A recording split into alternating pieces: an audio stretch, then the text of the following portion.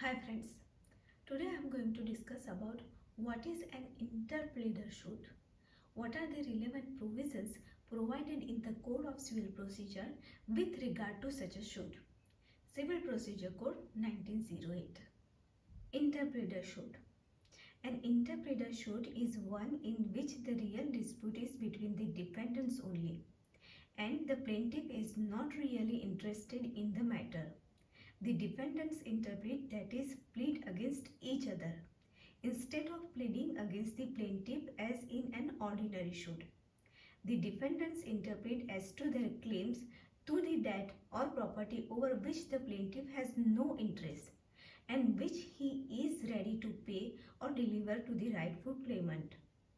The relevant provisions is to be found in section 88 of the code, which reads thus: where two or more persons claim adversely to one another the same debt, sum of money or other property, movable or immovable, from another person who claims no interest therein other than for charges or costs and who is ready to pay or deliver it to the rightful claimant. Such a other person may institute a suit of interpleader against all the claimants for the purpose of obtaining the decision as to the person to whom the payment or delivery shall be made, and of obtaining indemnity for himself. In every interpleader suit, the plaintiff shall, in addition to the other statements necessary for plaintiffs, state: first point, that the plaintiff claims no interest in the subject matter in dispute other than for charges or cost. Second point, the claims made by the defendants severally. And third point, that there is no collusion between the plaintiff and any of the defendants.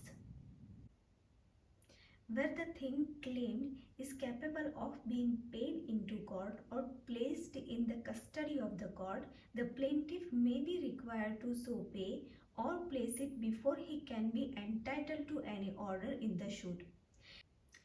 At the first hearing of the suit, the court may declare the plaintiff discharged from all liabilities to the defendants in respect of the thing claimed, award him his cost and dismiss him from the suit, or retain all parties until the final disposal of the suit if it thinks that justice or convenience so requires. Nothing shall be deemed to enable agents to sue their principals or tenants to sue their landlords for the purpose of compelling them to interplead with any person other than person making claim through such a principals or landlords. Order 35, Rule 5 of Civil Procedure Code 1908. Thank you.